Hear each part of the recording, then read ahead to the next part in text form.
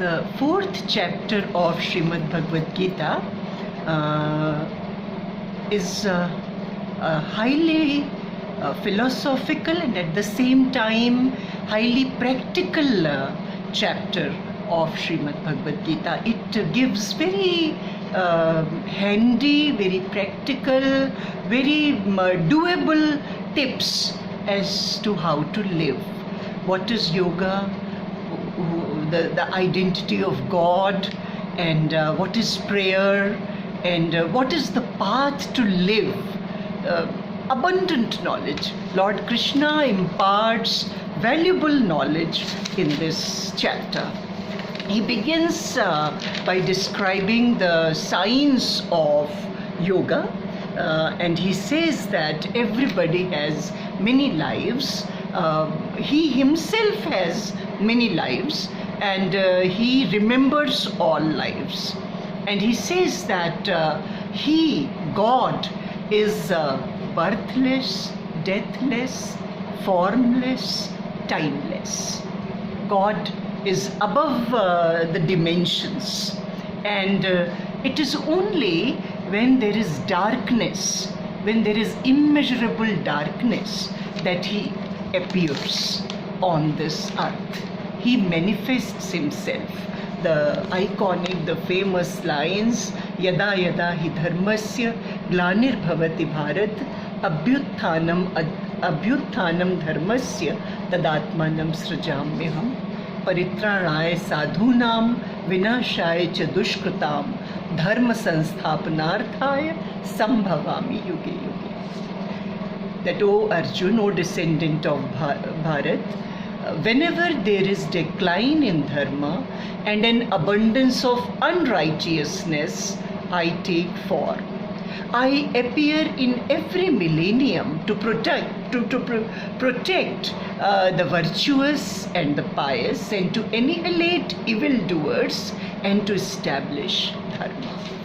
So to establish right karma, to establish righteous duty, God takes form every millennium. That's what he says.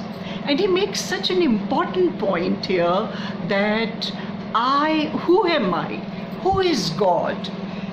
I am exactly what the devotee prays. I appear exactly in the same form as the devotee appears, as the devotee prays.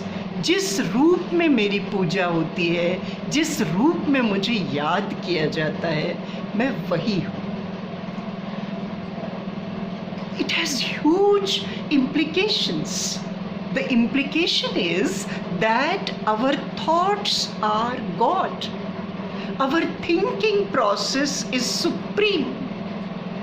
It is important for an individual to take notice of what is going on in her head.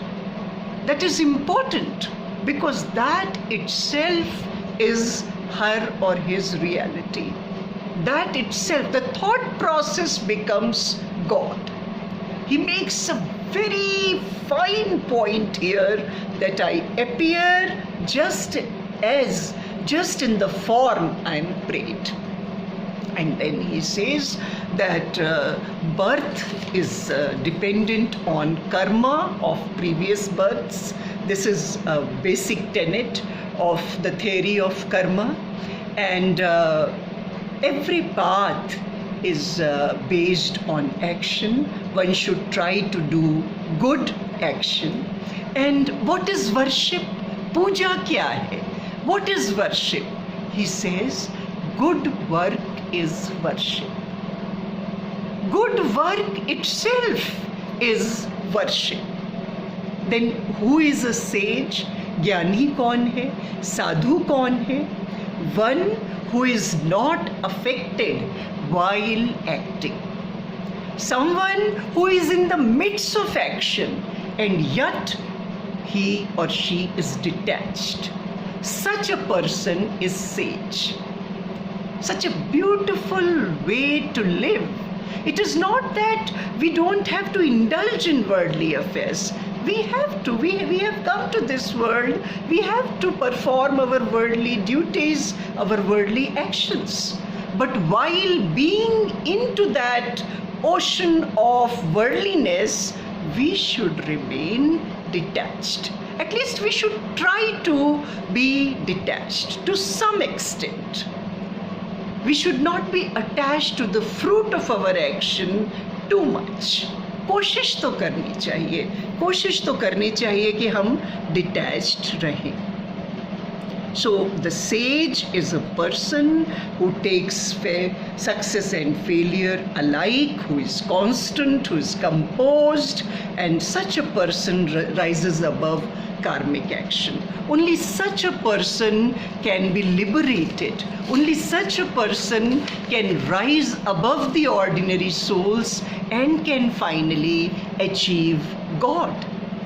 One becomes what one thinks. In this chapter, if you ask me to take one line, I will take this line. One becomes what one thinks. And everybody has to make some offering. As he said in the previous chapter also, he continues it here, that everyone has a unique path. हर इंसान का अपना तरीका है. But you have to make an offering. You may do austerity, you may leave your anger, you may do some moderate fasting, you may go for donation, daan, something or the other. But an individual has to make conscious sacrifice. An individual has to give up something, has to offer something at the feet of God. कुछ ना कुछ तो देना है. Some kind of sacrifice is to be made. Then Lord Krishna goes on to say that the spiritual essence among all human beings is the same. There is something which connects each human being. We are all relatives. We are related to each other because that's the soul sitting here is the same. The spirit, the self, the soul is the same. That is the binding force. And then he says a beautiful thing, that there is hope of redemption for everyone. I might have made a mistake. Anybody might have made a mistake, a small mistake, big mistake, but there is hope of redemption for everyone. Everyone is allowed at the feet of God. There is no turning back. It's such a rejoicing fact. It is such a hope-giving fact that everybody has hope.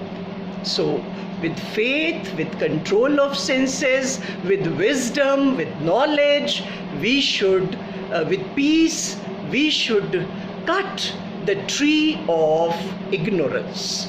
Ignorance is to be shunned. Ignorance is to be left aside. One has to be an aware person.